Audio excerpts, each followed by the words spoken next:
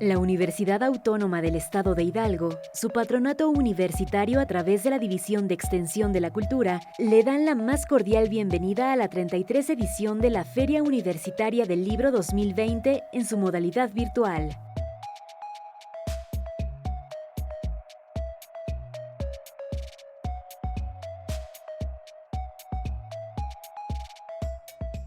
Hola, ¿qué tal? Bienvenidos a una presentación más de Editorial Gediza en la Feria Universitaria del Libro de la Universidad Autónoma del Estado de Hidalgo. Agradecemos, como siempre, la invitación, la cortesía que tienen con nosotros al invitarnos a esta feria, en esta ocasión por medios virtuales.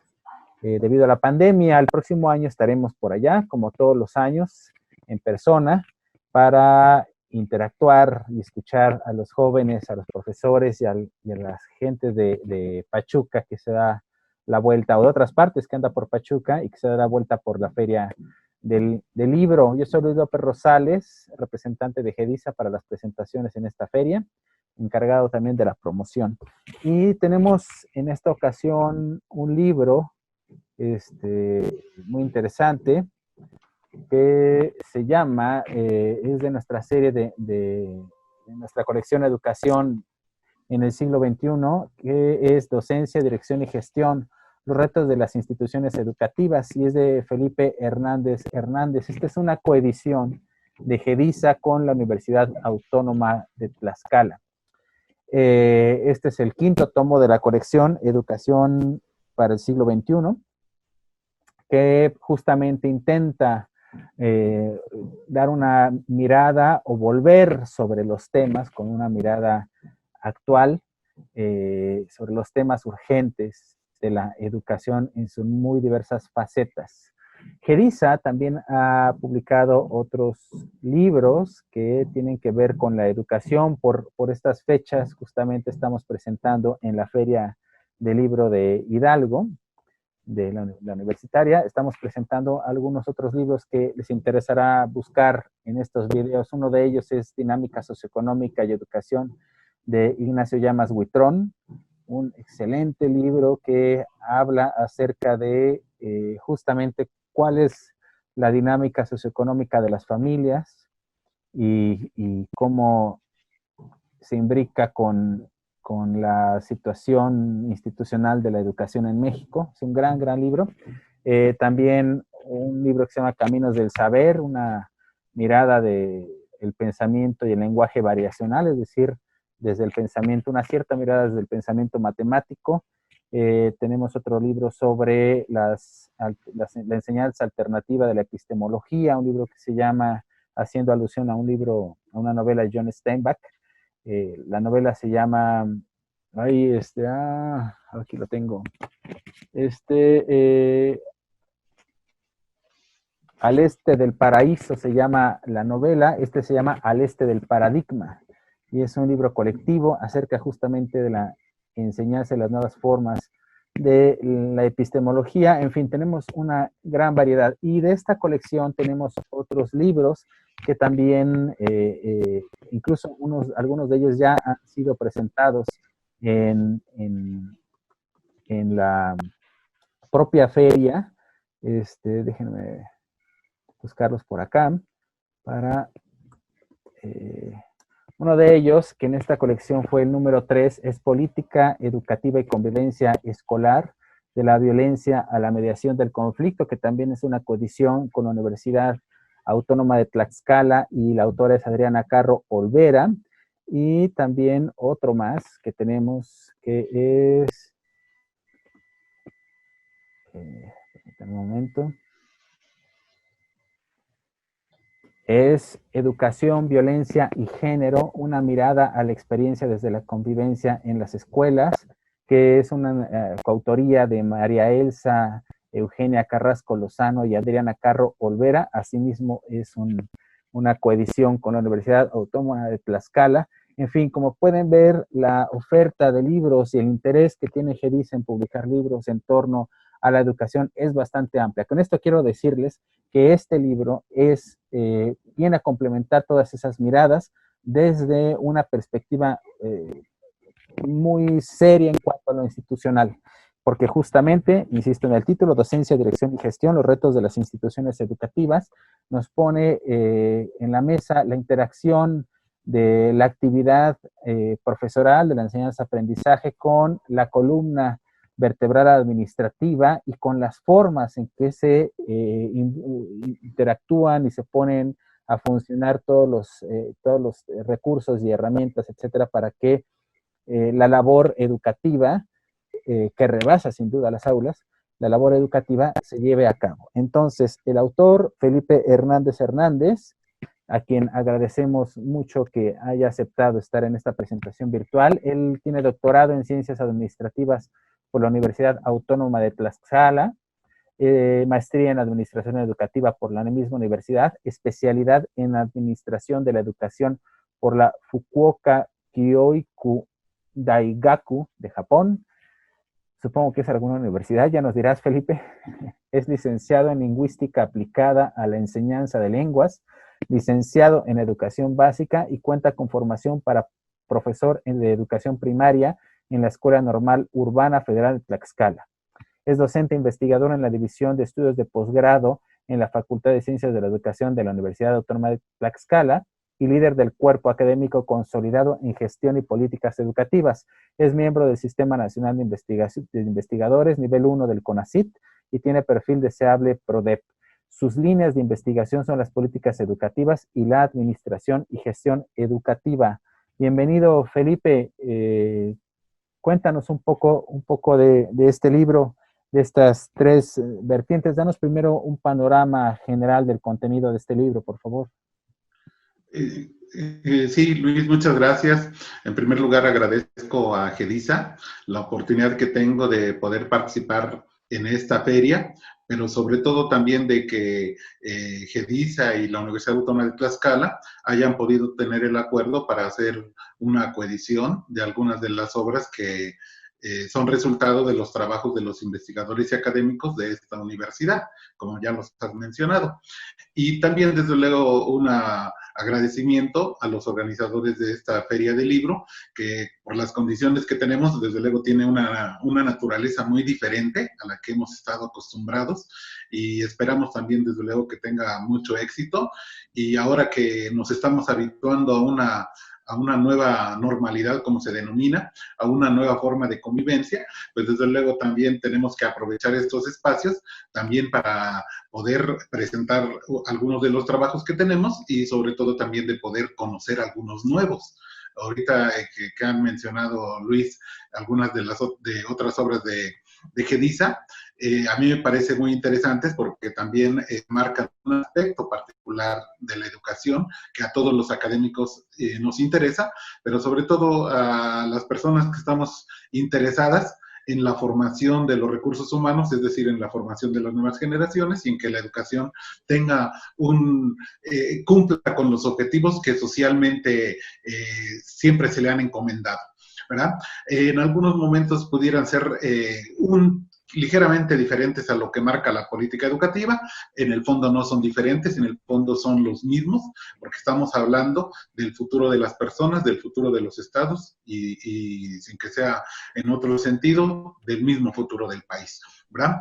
Este libro que estamos presentando en este día, Docencia, Dirección y Gestión, los retos de las instituciones educativas, es un libro que aborda tres aspectos que son fundamentales en los procesos educativos.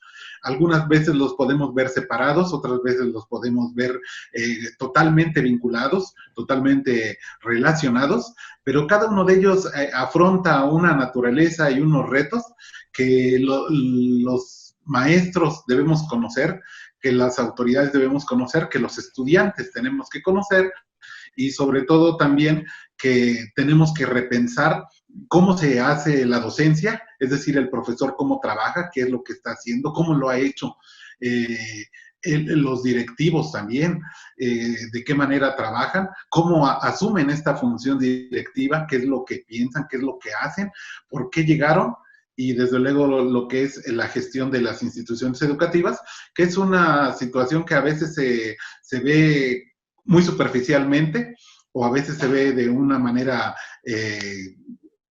digamos, lateral, y se pierde el fondo, y que todos estos tres elementos son importantes que vayan orientados y que estén encaminados al mismo objetivo y trabajen coordinadamente, ¿verdad?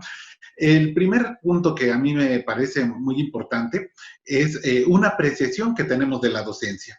Muchas veces las personas, el común de las personas, podría decir sin particularizar a alguien, y esto no significa que sean porque tengan estudios, porque no tengan estudios o porque sí los tengan, pero muchas veces se trivializa la función del docente y se piensa que ser docente lo puede ser cualquier persona. A lo mejor yo diría, sí, podría ser cualquier persona docente, pero tiene que prepararse, tiene que capacitarse, tiene que pensarse como docente para poder hacer las funciones que esta tarea implica también, ¿verdad? Muchas veces se piensa, y a veces el común de las personas, y en algunos lugares uno llega a escuchar, dice, bueno, si no estudiaste una... Incluso, fíjese, hasta en esta expresión se nota como si la docencia tuviera otro rango en la escala de las profesiones, y que algunas profesiones son de primer nivel y otras no son de primer nivel, ¿verdad? En esta expresión que iba a mencionar, cuando dicen, bueno, si no estudiaste determinada carrera, pues aunque sea para docente. O que terminaste una carrera, pero no encuentras trabajo en esa especialidad en la que te formaste, dices, bueno, pues aunque sea para docente, iré a dar clases. Esa expresión lo que significa también es que en el fondo las personas pensamos, o indebidamente, como lo manifiesta en el libro, pensamos que ser docente es muy fácil y que ser docente es una profesión que no tiene repercusiones en la sociedad. En los hechos es al revés, ¿verdad? Hay países, países desde luego con otra visión de la vida y de la sociedad y de la profesión, donde piensan los que sean docentes tienen que ser las mejores personas, tienen que ser los que hayan tenido un desempeño notable en los niveles precedentes y que desde luego se preparen con el sentido de ser docentes. Este es uno de los primeros retos que tenemos en la profesión, que es la concepción misma de la docencia, ¿verdad? En algunos momentos también incluso se pensaba que para ser docente, por ejemplo, en el libro lo mencionamos, en 1923 decían, para ser docente lo único que se necesita son 3 cosas, que la persona sepa leer, escribir y que tenga buena moral. Ah, bueno, eso es algo muy cuestionable, ¿verdad? Leer y escribir no tanto, pero lo que sería la buena moral. Sin embargo, también como el libro lo señala, desde antes en los congresos pedagógicos de 1890, 1891, los congresistas, los diputados, los maestros, la sociedad, ya en ese momento estaban cuestionándose y dice, para ser docente se requiere tener título. Es decir, que antes no había personas, simplemente eran decir, tú te dan tu nombramiento, ya eres maestro, y sin ver hacia atrás, qué has hecho, cómo has hecho, si tienes la formación, si tienes la experiencia, etcétera. Ese fue en el primer congreso pedagógico. En el segundo congreso, ya de manera más particular, dicen, debe tener título, pero también debe haberse formado en la ciencia de la educación. Debe tener conocimientos de la disciplina científica que va a enseñar, pero también conocimientos de la pedagogía. Bueno, esos son los inicios de la docencia que tenemos acá, digamos, como antecedentes, aunque ya de manera formal en el libro lo mencionamos que ponemos un punto de partida, que es cuando se crea la Secretaría de Educación Pública en 1921. Bueno, entonces, este primer aspecto de la docencia lo abordamos en este texto con múltiples miradas. Yo también me referiré ahorita con estos términos, no solamente la docencia, sino la dirección y la gestión, porque el texto también aborda desde el punto de vista teórico-conceptual estas 3 funciones educativas, pero también con aspectos empíricos. Es decir, y estos cómo se están presentando en la realidad, cómo se están ocurriendo, cómo se desarrolla, qué características tiene. Por ejemplo, cuando hablamos de dirección, también muchas veces las personas pensamos que ser directivo es una actividad muy fácil, solo se necesita mandar. Es decir, que estoy para mandar, ¿verdad? Incluso en educación, a veces las personas, ahorita, esa es una discusión interesante que también quiero decir que no se ha abordado mucho por la situación que estamos viviendo, pero que anteriormente se decía, bueno, ¿y quiénes son los directivos? Antes se pensaba, para ser directivo, había un escalafón en el ámbito de la Secretaría de Educación Pública, de la educación básica y media superior, particularmente en la básica. Es decir, que una persona que tenga 20, 30 años de servicio ya se ha formado, ya tiene los conocimientos debidos y ya puede ser directivo. Puede ser director de escuela, puede ser supervisor, puede ser jefe de sector o algún otro cargo en la estructura administrativa. Entonces, la concepción que se tiene de quien está al frente de las escuelas también es algo muy, muy curioso, porque no solamente lo piensa la sociedad. Cuando el director llega a la escuela, cuando está en una escuela, los padres de familia que llegan a verlo dicen, pues no hace nada, nada más está en su escritorio, nada más está ahí esperando a ver quién lo visita, ¿verdad? Realmente la función directiva es más compleja. Tampoco, desde luego, quiero decir que es una cuestión que sea inalcanzable para las personas. Desde luego que no. También cualquier persona podría ser directivo y un buen directivo, pero desde luego como en las otras profesiones o como cualquier otra profesión, pues necesita también prepararse y tener las competencias debidas para poder desarrollar esta tarea. Pero esta cuestión, esta función tan importante de la dirección en las escuelas, también resulta cuestionada incluso dentro de la misma institución por los propios compañeros, porque también piensan que muchas veces la persona que es el directivo, pues no hace las cosas como ellos creen que debieran hacerse. Incluso hay expresiones muy comunes en cualquier institución de cualquier nivel, que alguien puede decir, yo ya le dije al directivo que haga esto y no lo hace. Es decir, que yo estoy por encima de él, ¿verdad? Una parte que también yo quiero resaltar, y en el texto también se aborda, es que los directivos también tenemos que pensarnos, tienen que pensarse los directivos como tales, como directivos. Es decir, que independientemente de la formación que hayan tenido, de las funciones académicas educativas que hayan tenido, se tienen que pensar como directivos, es decir, quienes están al frente de la institución, quienes dirigen la institución y quienes marcan el rumbo, pero con esas tres palabras, una persona, un directivo, no solamente tiene que estar viendo hacia un lado, hacia un enfoque. Una parte curiosa que voy a resaltar en este momento de los directivos, que a mí me parece muy sobresaliente, desde luego que está en el texto, es que al mirar el aspecto ya, cómo se desenvuelven los directivos, voy a decir lo siguiente. Hay una cuestión muy natural que todas las personas decimos, dice, las personas, todos los profesionistas tenemos que estar en una constante actualización y capacitación. Entonces yo les pregunté a los directivos de educación media superior, ¿y en qué se han capacitado ustedes? Y lo curioso es que la mayoría de los directivos se estaban capacitando o se habían capacitado en su propia disciplina. Es decir, no se capacitaban en la función directiva, en lo que están realizando, sino se capacitaban en la función, en la disciplina en la que habían estudiado, o en el caso de que eran docentes, en su misma disciplina, es decir, si era un matemático, seguía profundizándose en las matemáticas, si era contador público, profundizaba en la disciplina de la contaduría pública, y así en cada uno de ellos. Y era menos los que mencionaban algún aspecto de formación o de actualización y capacitación en la función directiva. Esto quiere decir que también están como directivos, pero no se ven como directivos. Se siguen viendo con la función que antes tenían, es decir, como docentes. También quizás tenga que ver esto, y afortunado también, de que en las instituciones educativas, hablo de las públicas desde luego, la función directiva es rotativa, es decir, que en un periodo están unas personas y luego pueden llegar otros, y entonces el que era directivo pues regresa a la función docente. Y probablemente entonces se están pensando como docentes porque es la función que van a seguir realizando posteriormente, ¿verdad?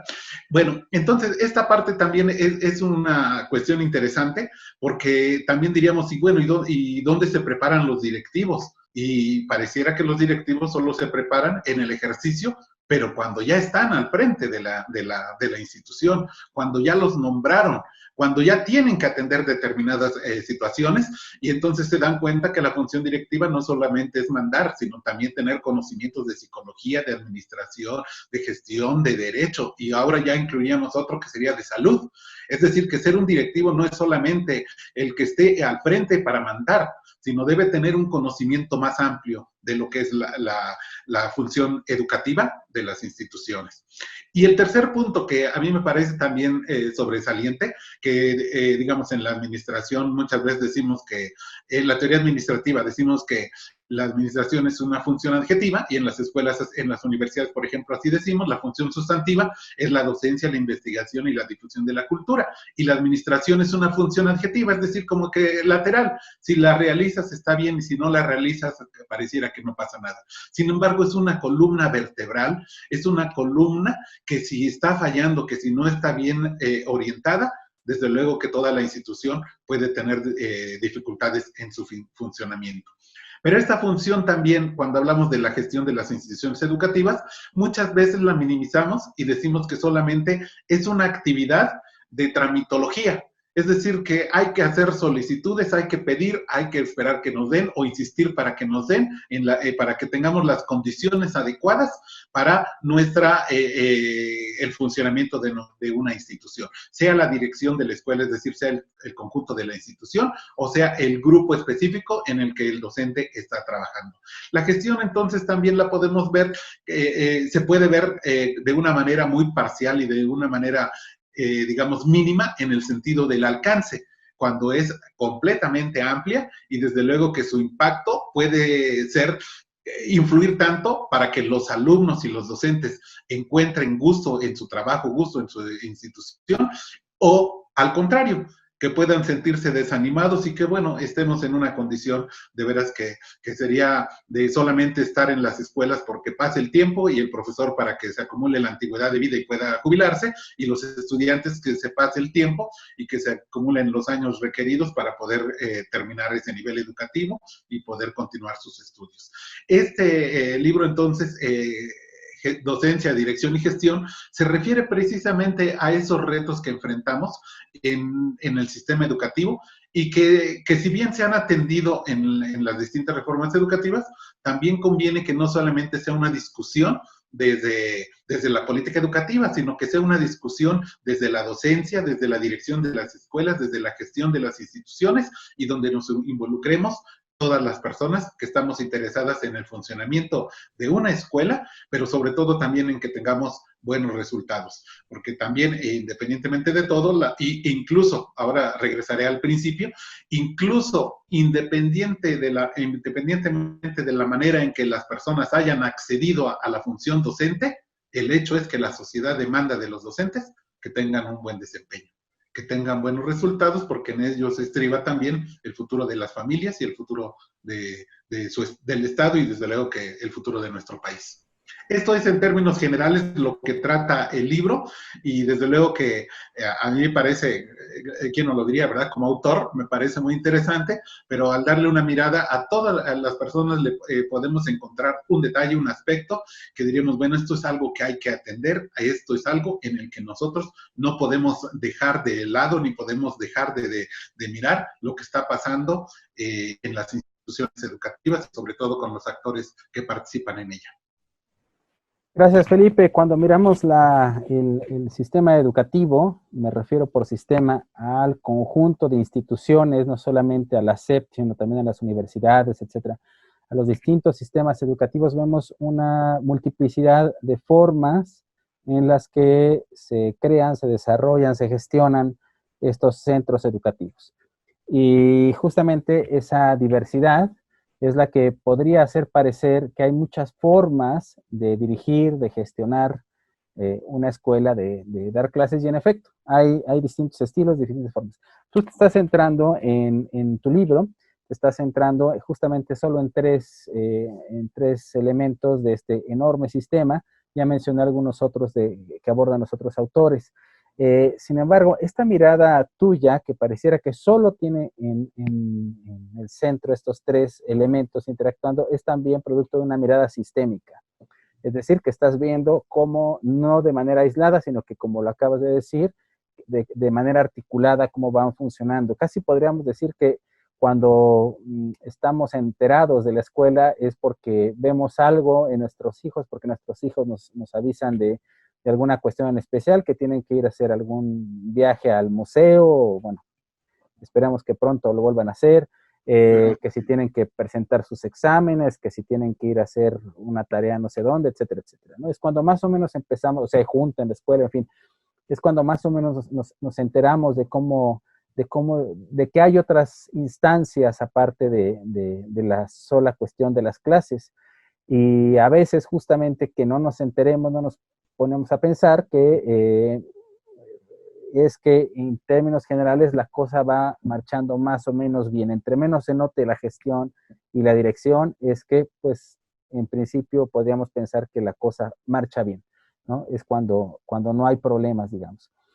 Ahora, esta mirada que tú echas sobre estos tres elementos me hace preguntarme, debería, quizás la pregunta que se repite mucho es, ¿el directivo tendría que llevar una especialidad específica? O sea, debería durante su desarrollo académico en la normal, los que estudian en la normal, los profesores que estudian en la normal, deberían de optar por alguna especialidad en dirección de escuelas, de centros educativos, o deberían de especializarse en alguna de las áreas de gestión, los que quisieran ir hacia allá, o bien estas funciones deberían de cubrirse con personas que vengan justamente de las carreras o de las especialidades que no se estudian para maestro, pues, pero que se estudian fuera, en la carrera de administración, etcétera, etcétera.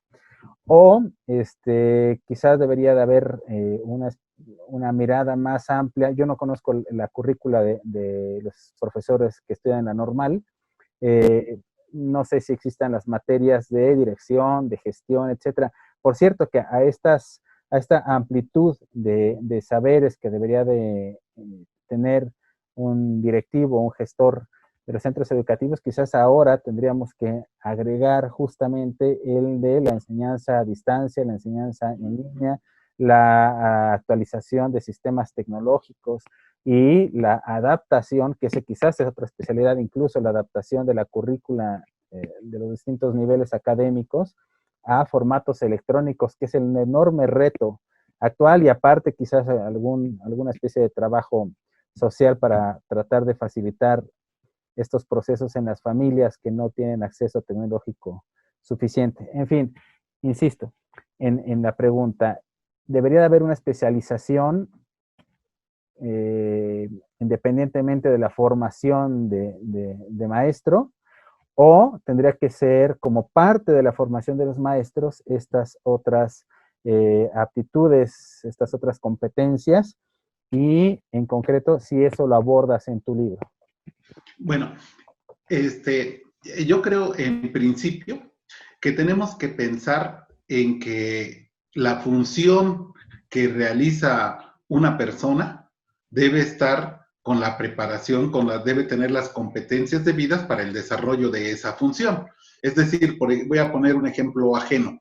Por ejemplo, si yo voy a ser auxiliar de ambientación de sonido en un concierto, pues debo tener conocimientos de sonido, de ingeniería de sonidos, en fin.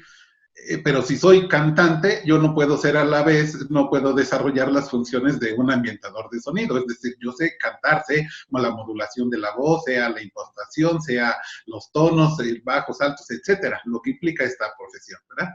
Bueno, entonces, cuando estamos hablando de una función directiva, una función docente, o particularmente directiva en este caso, tenemos que pensar, ¿y qué funciones tiene que realizar esta persona? Y las funciones que realiza, en el sentido, debe tener las competencias, es decir, debe estar capacitado para realizar estas funciones, ¿verdad? En la currícula que tenemos en las escuelas normales, particularmente hablaré de las normales de básicas, las que enseñan la licenciatura en preescolar, en primaria, intervención educativa.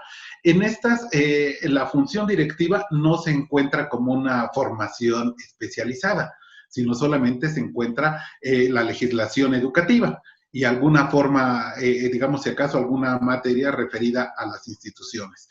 Pero el enfoque se va sobre todo a la manera de enseñar, a las competencias docentes, a los conocimientos de lo que el profesor va a enseñar en el nivel educativo que corresponda. Es decir, si va a enseñar matemáticas, pues debe tener los conocimientos de las matemáticas, o de biología o de química, en el caso de que así fuera esa formación.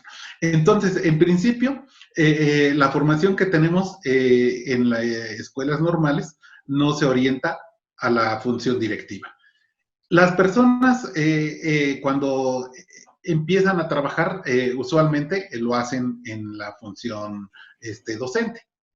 Salvo quizás en escuelas particulares por alguna, su propia normatividad, quizás también sí tengan oportunidad o lleguen y sean directivos los que apenas inician en la docencia, ¿verdad? Bueno, en los hechos no hay una formación específica. Lo que ocurre y lo que tiene que ocurrir es que ahora, para que la persona que esté en función directiva, debe tener conocimiento del sistema educativo, es decir, de cómo funciona la educación y también cómo funcionan las actividades a la educación, y no hablo en el nivel macro, sino también en el nivel micro, es decir, cómo funciona una escuela, porque sería curioso también que alguien dice, voy a llegar a dirigir, pero ni sé cuál es una dinámica, la organización interna, las comisiones, los horarios, hasta algo tan elemental que pudiera parecer ajeno, los horarios de actividades. Y ahora, por ejemplo, con esta nueva normalidad, si pensamos que ya hubiera posibilidades de hacer la educación presencial, bueno, a ver por qué tienen que estar los turnos, en qué horarios, quiénes son, etcétera. En fin, bueno, entonces, la función directiva sí implica una formación especializada. Yo no compartiría tanto que fuera una persona que venga de otra disciplina, porque su formación inicial, la formación que tuvo, no fue hacia la docencia. Es decir, una persona se especializó en contaduría, se especializó en derecho, se especializó en química, porque su perspectiva laboral era estar en un bufete, en un despacho o en una empresa, o en un laboratorio. Entonces, cuando llega a la función educativa o al área educativa, entonces tiene que pensarse de otra manera. Y esa parte es un problema que tienen los directivos, que ya mencionaba, aunque me referí a la función anterior. Es decir, que se debe estar pensando no como docente, y en este caso un contador no debe estarse pensando como contador, sino como directivo de una escuela con otras finalidades.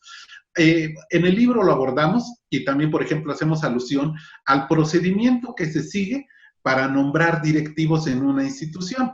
Es decir, ¿qué es lo que piden usualmente? Primero, desde luego, que tenga una determinada antigüedad en la escuela. Esto significa que tenga conocimiento de cómo funciona la institución educativa y cómo funciona una escuela y cómo funciona la educación en general. Segundo, lo que piden también es que presente un proyecto de desarrollo para su institución. Y entonces ahí es donde ya empezamos a tener problemas, porque muchas veces, y desde luego que hablaré en lo general, nunca particularizaré, porque todos son de debido respeto y reconocimiento a mis maestros, pero muchas veces para la elaboración de un proyecto hay muchas dificultades. Es decir, cómo determinar los objetivos, la justificación, las etapas, y ya no digamos el financiamiento, si es que se requiere y cuánto se va a requerir, cómo lo voy a hacer y cómo voy a conseguir los recursos, o si ya me los autorizaron, cómo le hago. Fíjense que voy a ejemplificarlo con un tema un poquito diferente, pero que también sale a colación.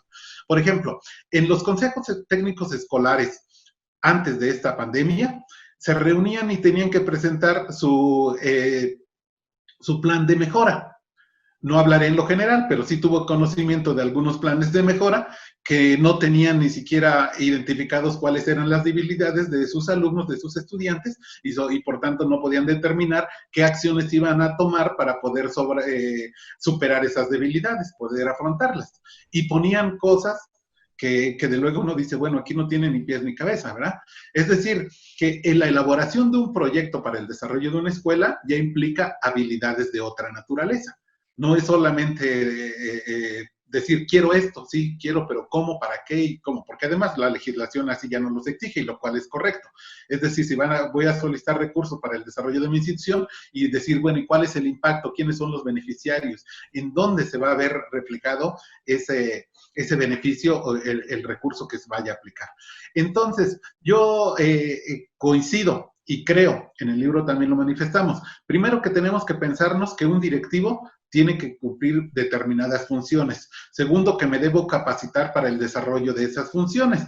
Y tercero, que si no me las ofrece el Estado, es decir, la Secretaría de Educación Pública o la entidad donde esté yo laborando, pues las tengo que buscar por mi cuenta. Porque también un profesionista tiene una característica, que un profesionista debe estar en actualización constante. Y aquí esa parte de actualización en muchas ocasiones se da. Por ejemplo, me he tocado ver algunos currículums de profesores donde dicen capacitación, sí he tenido y mucha capacitación, pero solo pone los cursos que la SEP le ha ofrecido. Es decir, el punto de vista que tiene la Secretaría de Educación Pública o la autoridad educativa en el sentido de que los maestros necesitan esto y esto es lo que les voy a dar. Pero hay otra parte, eso es lo que me dice la Secretaría, pero la otra parte es yo mismo, yo como directivo, ¿qué es lo que creo que necesito? Y por tanto, busco la manera de tener ese conocimiento y desde luego de poder desarrollarme con mejores posibilidades. Entonces, en este sentido, yo creo, incluso voy a comentar, por lo que mencionaste al principio de mi estancia, mi especialidad en Japón, es la Fukuoka Kyoiku Daigaku, es la Universidad de Educación de Fukuoka, ese es el nombre. Y entonces ahí, durante este tiempo que estuve, visitaba muchas escuelas y era curioso, porque una persona para ser directivo, en principio no era directivo a los 3, 4, 5, 6, 7, 8, 10 años de servicio, sino que debe tener una mayor antigüedad. Es decir, de tener por lo menos 10, 15 o 20 años de servicio para decir, ya conozco. Pero segundo, no era nombrado inmediatamente directivo, sino era subdirectivo, es decir, que tenía que aprender la función de dirección en la práctica. Es decir, ya se preparó, ya conoce la función educativa, ahora aprende. ¿Y de quién lo voy a aprender? Pues de una persona que ya hace esa función de dirección. Entonces, aquí se trató de seguir, voy a ponerlo así, en la reforma del 2013, cuando decían los profesores de educación básica pueden ser profesores de educación básica egresados de normales, pero también de universidades que tengan afinidad en estas áreas.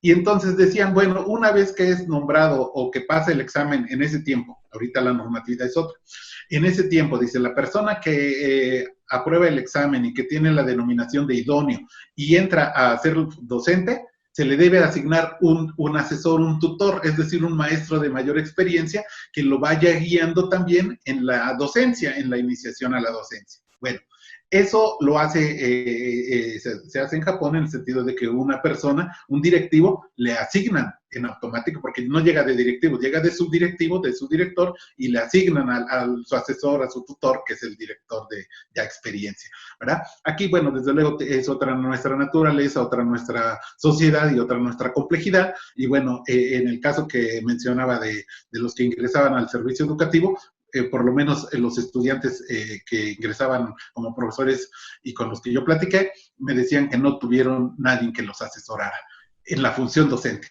Bueno, eso es otro tema, ¿verdad? Bueno, pero ¿qué ocurre como directivos? A mí me da mucha curiosidad, por ejemplo, y me referiré en lo que marca el estudio, que cuando llegan a ser directivos y ve los perfiles, había filósofos, había desde luego abogados, contadores, ingenieros, médico veterinario, entonces hay muchos perfiles, el cual el libro lo menciona. Pero también hay otra cosa curiosa que ahí lo menciona en el libro, quiénes son y cómo son. Eran directivos, y hablo de educación media superior, y hablo en este estudio en particular, y había personas que solamente habían tenido 2 años como docentes y ya eran directivos. Una persona 1 año y ya era directivo de un bachillerato. Y entonces yo me pienso, bueno, primero es prácticamente egresado. Yo no demerito, yo mismo y todos somos egresados. Bueno, los que hemos tenido la oportunidad de estar en una licenciatura, sabemos que cuando terminamos la carrera sí tenemos muchas ganas y muchos conocimientos, pero nos falta ese choque con la realidad, ese encuentro con la realidad, no choque, ese encuentro con la realidad para poder nosotros también reorientar y orientarnos mejor en nuestro desempeño profesional. Entonces, la legislación en ese sentido también tiene que pensarse de que para ser directivo, sí, cierta antigüedad, presentar un proyecto, pero también otra parte que debe presentar la formación en la función directiva, es decir, que debe haber tomado cursos, diplomados, cursos, seminarios, etcétera, en administración, en gestión, en psicología, porque es curioso, mire, por ejemplo, en el libro lo tratamos. Hay 3 habilidades específicas que debe tener un directivo. Unas se llaman habilidades conceptuales, otras técnicas y otras humanas. Las conceptuales dependen del nivel en que esté yo, el mayor uso de estas habilidades están en razón del nivel que yo ocupo en la estructura organizacional. Si soy un directivo de alto nivel, digamos, voy a ponerlo en un sistema estatal, por ejemplo, en la Secretaría de Educación Pública, jefatura de departamento, dirección, etcétera, entonces debo utilizar más habilidades conceptuales, es decir, debo saber hacia dónde orientar el sistema educativo en el cual yo estoy participando, yo estoy interviniendo. Las segundas, que son técnicas, ya son un poco, sí debo tener conocimiento de habilidades conceptuales, pero debo saber también cómo funciona de manera específica ciertas cosas, cómo funcionan, cómo resuelvo, cómo atiendo, cómo oriento, si un profesor llega y me dice, oye, ¿cómo hago cómo presento un proyecto ante la Secretaría de Educación Pública para mejoramiento de mi escuela? Entonces debo saber cómo orientarlo. Cómo lo tiene que elaborar.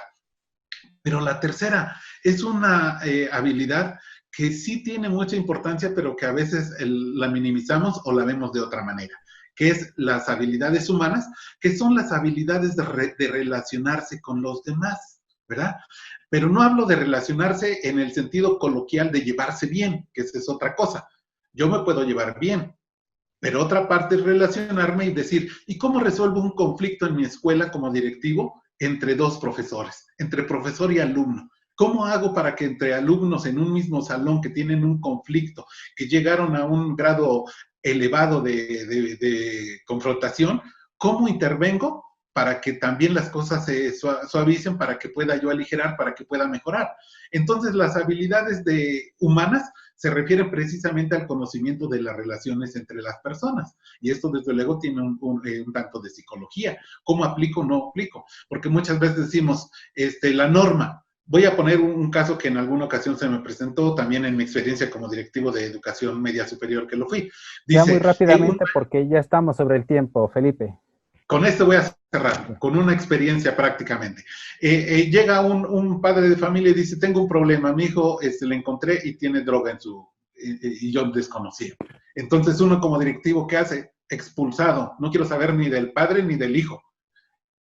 Tenemos que saber qué atender, cómo atender, porque el hecho de que nosotros apliquemos simplemente una norma y decir una sanción, en este caso una expulsión, no resolvemos el problema, ¿verdad? Lo trasladamos a otro lugar. Entonces el directivo, el docente, deben de pensarse que su labor no tiene impacto solo dentro de su grupo, no solo de su escuela, sino en un espectro más amplio, que es la sociedad misma. Yo estoy muy cierto de que tenemos muy buenos profesionistas en todos los niveles educativos. Yo estoy muy cierto de que hay buenos maestros, hay buenos directivos y sobre todo que tenemos las mejores intenciones. Lo único que yo creo es que en el desempeño de una función, la persona tiene que capacitarse para hacer esas funciones. Y si no las tiene, pues estudiarlas, ¿verdad? Y luego llevarlas a la práctica, ¿verdad? El libro es, desde luego, ¿qué diría yo como autor? Pero se lo recomiendo mucho y se puede leer de muchas maneras, se puede leer por partes o de corrido. Muchísimas gracias, Felipe. Nos ha dado un panorama exhaustivo de este libro. Por supuesto, de todo lo que has dicho, yo rescato para los lectores como un aliciente, es que no solo se van a encontrar con la parte teórica, sino también con la realidad, ¿no? Entonces, para quienes se quieran acercar, a quienes estén interesados en la realidad de la educación, en sus distintos niveles, pero particularmente en la educación básica, que es hacia donde va tu libro, bueno, pues este libro es inmejorable, lo mismo que el resto de la colección, insisto, Educación para el siglo XXI, es una colección naciente, va en su quinto volumen, que es justamente de Felipe Hernández Hernández. Muchas gracias a quienes estén viendo este video, muchas gracias a la Feria Universitaria del Libro de la Universidad Autónoma del Estado de Hidalgo. Y gracias, Felipe, por participar.